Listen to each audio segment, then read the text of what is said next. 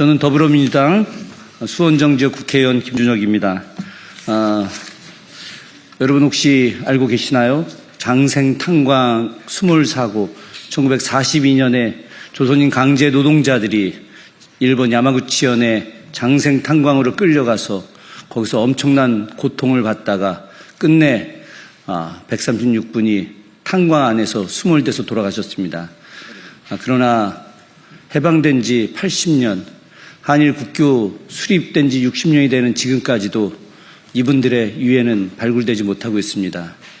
산자가 죽은 자에게 역할을 해야 되는데 거꾸로 죽은 자들이 산자를 살리는 이 상황 속에서 죽은 자들이 아직도 자신들을 찾아달라고 산자들에게 이야기하고 있음에도 불구하고 아직도 산자들이 그 역할을 하고 있지 못합니다. 그러나 여기에 계신 이분들께서 그 엄청난 세월 동안 바다 밑에서 수장되어 고통받고 계시는 그분들의 유해를 찾고자, 그분들의 명예를 회복하고자, 그분들이 어떻게 돌아가셨는지 진상을 밝히고자 노력을 해오고 계십니다. 이번 다음 주에 제5차 장생탄광 방문단이 결성되었고 무려 60여 분 이상이 그 참가단에 참여하고 계십니다. 물론 저도 이분들과 함께 가고 있습니다. 이분들께서 방일 전에 오늘 특별한 기자회견을 요청하셨고 오늘 기자회견에 함께 하시게 될 겁니다. 기자회견과 관련된 사회는 장생탄광 5차 방문단의 심상균 선생님께서 해주시겠습니다. 네, 장생탄광 방문이 작년에 시작이 돼서 다음 주에 5차 방문을 하게 되었습니다. 그리고 2달 전에 장생탄광 희생자 기양추진단이라는 비영리 단체가 설립이 되고 첫 방문을 하게 되었습니다. 김준혁 의원님께서 3차에 함께 방문을 해주셨고 또 이번에 5차에 함께 하시게 돼서 좀 더 국회 차원에서의 활동에 큰 힘이 되고 있습니다. 이번 5차 방문의 단장을 맡으신 대구대학교 조덕호 명예교수님이 간단히 5차 방문 개요를 설명드리겠습니다. 안녕하십니까. 방금 소개받은 대구대학교 조덕호입니다. 20여 년 전부터 우리 지금 귀향추진단의 최봉태 대표와 일본의 역사를 새기는 모임에서 계속 추진해 오다가 지난해부터 1차에서 이번에 5차까지 가게 되었습니다. 저는 3차에서 5차를 맡고 있는데 6월 18일부터 20일 사이에 갑니다. 특히 이번 방문이 굉장히 의의가 있는 것은 장생탄광에서 지금 6월이 나올 가능성이 굉장히 높아졌습니다. 그래서 이번에 만약에 6월이 나오게 되면은 DNA 조사를 비롯한 여러 가지 조사를 정부와 협력해서 하기로 하고 특히 지금까지는 대구 경북을 중심으로 해서 전국적으로 민간인 단체에서 활성화되는데 이번 이재명 정부와 함께 새로운 출발을 할 수 있는 계기가 되었으면 좋겠습니다. 감사합니다. 네, 다음은 장생탄광 희생자 기양 추진단의 향후 활동 방향 그리고 이재명 정부에 바라는 요구사항 등을 기양 추진단의 최봉태 대표께서 간단히 설명드리겠습니다. 지금 이재명 정권이 들었었거든요.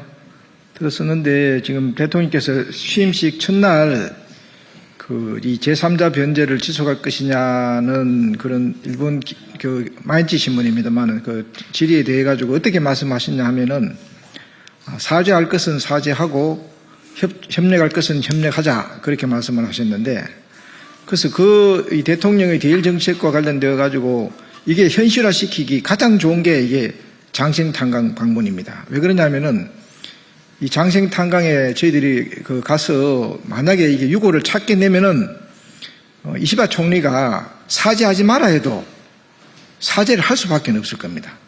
그런데 우리가 그런 노력을 안 하고 일본에 대해서 사죄하라고 하는 것은 쓸데없는 마찰만 일어날 가능성이 많고 우리 이재명 대통령의 실용주의적 대일 정책하고 맞지 않습니다. 그래서 저희들은 이번에 우리 지금 김준혁 의원님께서 가십니다마는 우리나라 정치인들을 대표해서 우리 대통령에 가름해서 가신다고 생각을 해서 저희들이 이번에 꼭 유골을 찾아오겠습니다. 찾아오면은 이시바 총리가 반드시 사죄를 할 겁니다. 왜 그러냐면 그분은 일본군 위안부 문제에 대해 가지고 이 피해자들이 그만하라 할 때까지 사죄해야 된다는 아주 실용적인 철학을 갖고 있기 때문에 이 장생탄광 이번 방문을 계기로 해서 이 일본군 위안부 문제도 해결하고 강제동원 문제가 다 해결하기를 저희들이 바라고 있습니다. 그래서 기자회견문을 읽도록 하겠습니다. 장생탄광 희생자 귀향 추진단은 2025년 6월 18일부터 2박 3일간의 일정으로 일본 우베시 장생탄광에 5차 방문을 합니다. 윤석열 정권이 파면이 되어 처음 이루어지는 방문입니다.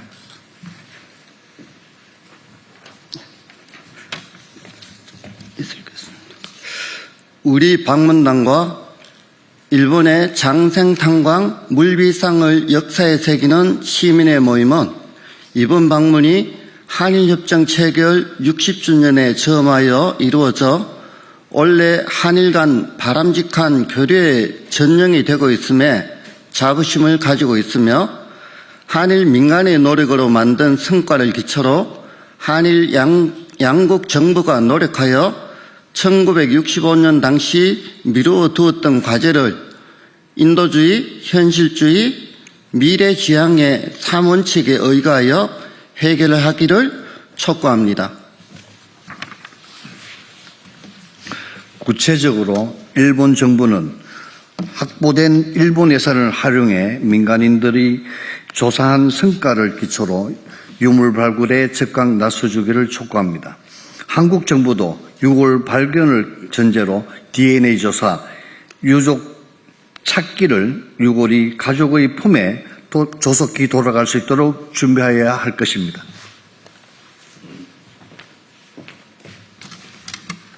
최근 일본의 이시바 수상께서도 장생탄광에 대한 한일 양국 시민사회의 노력을 고귀한 활동이라 언급하며 필요하면 현지 방문도 오실 뜻을 밝히셨고 이어 일본 정부 차원의 전문가 조사 여부에 대한 검토 작업에 들어간 바 있습니다.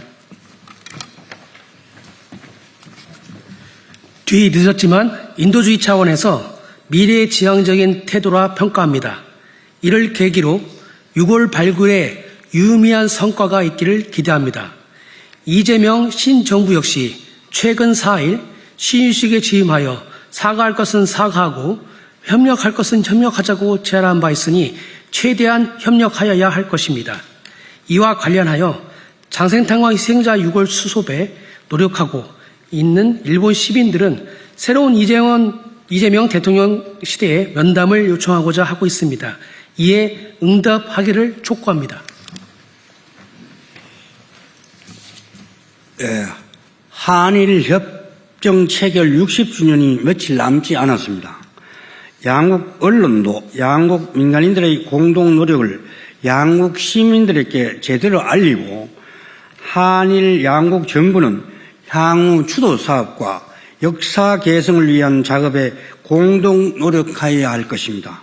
2025년 6월 13일 장생탄광 희생자 귀향 추진단.